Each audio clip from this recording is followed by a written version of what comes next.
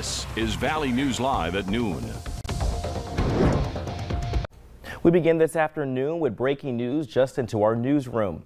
The FBI is investigating after an officer was killed on the Red Lake Reservation. Details are scarce, but tribal leaders confirmed the killing on the Red Lake Tribal Council's Facebook page.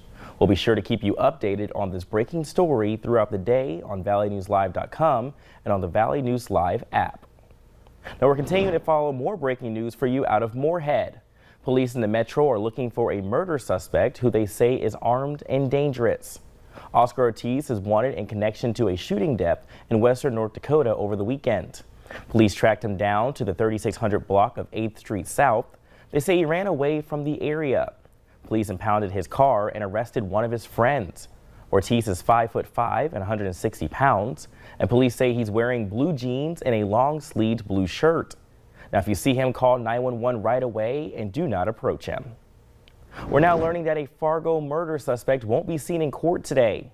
40-year-old Raymond Gunn of Fargo was arrested late Saturday night after a shooting near the Loaf and Jug, that's in the 1200 block of University Drive. Officers found a victim with a gunshot wound and the suspect nearby. The victim, 41-year-old Eric Hayes, died at the hospital. The shooting happened just minutes short of his 42nd birthday. Well, it's another day of dangerous heat and humidity across the valley, and let's go ahead and to meteorologist Lisa Green to see how high those temperatures will climb. Well, good afternoon. We're already watching those numbers rise into the 80s as we continue our stretch into the afternoon. Those numbers will climb from there. We're currently at 84 degrees right now in Fargo, Wahpeton, Fergus Falls, and Sisseton, all at 84 degrees right now. If we can bring my graphics back up again, we could show you what we're looking at for our forecast here in the region. We will see some conditions that are going to be hot this afternoon. Looks like we're having some trouble. We will have that full forecast for you coming up here in just a couple of minutes. And we'll come back to you, Lisa, in a few minutes. Thank you. Well, Americans who are vaccinated against COVID-19 may soon have to wear masks again in areas with high transmission rates. The CDC is expected to announce new mask guidance today. New data suggests fully vaccinated people are not just contracting the virus, but may also carry higher levels of the virus than previously thought. The CDC has tracked more than 4,000 cases of fully vaccinated people being hospitalized with COVID-19 last week, and that's up 9% from the previous week. However, the majority of infections right now are still among the unvaccinated. As the Olympic Games continue in Japan, so does the rise in COVID cases. Tokyo is struggling as it tries to balance hosting the Games while maintaining a state of emergency because of a record number of new infections. Ian Lee reports. It's supposed to be a message of reassurance from Japan's prime minister. He told reporters the spike in COVID cases is not a problem for the Olympics. But some folks aren't so sure. This woman says she's worried that she might get infected. Tokyo just reported its highest ever daily number of new COVID cases. The host city confirmed more than 2,800, the highest since the pandemic began. While Olympic organizers reported 7 new cases, including 2 athletes. As the Delta variant drives the surge in cases, the prime minister pleaded with his people to stay home and watch the games on TV. But some Olympic fans are ignoring him. Hundreds gathered to catch a glimpse of a women's cycling road race over the weekend. This man says he's concerned about the overcrowding, but it's not enough to keep him home. Many at this race say they came out to be a part of history. The government hopes that doesn't also include being part of this latest surge in COVID cases. Ian Lee, CBS News.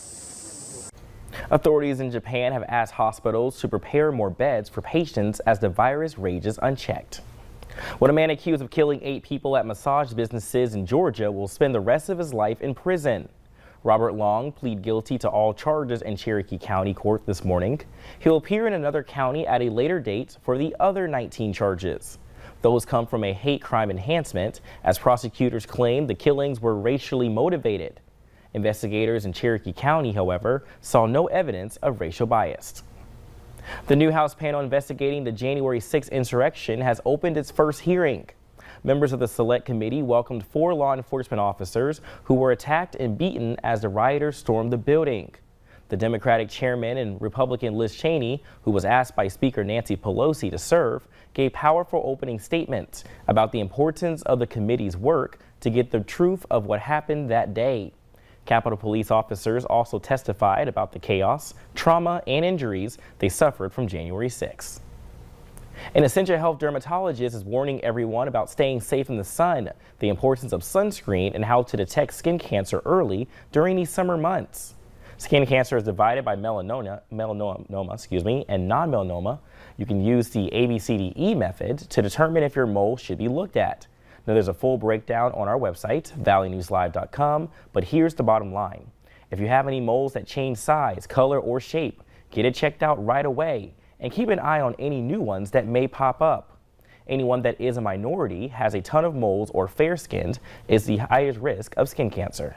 Especially for skin of color, like, myself or anyone out there who's a minority group, in those cases, interestingly enough, melanomas will actually happen on acral sites, meaning hands and feet, sometimes in the genitalia, in the mouth, areas that are not really exposed to sunlight.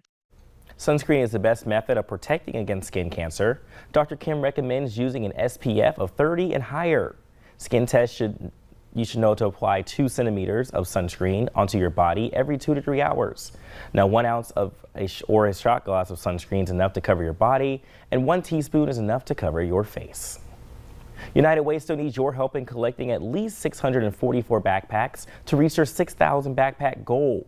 United Way also needs 434 wide markers and 759 packs of wide loose leaf paper. Donations can be dropped off at Shields Arena today until 4:30 or from 8 to 12 tomorrow. Well, coming up at noon is the latest pandemic shortage. If you're looking to get an RV and hit the roads this summer, you may not be able to find one. But next, Lisa Green is back with weather to plan your day.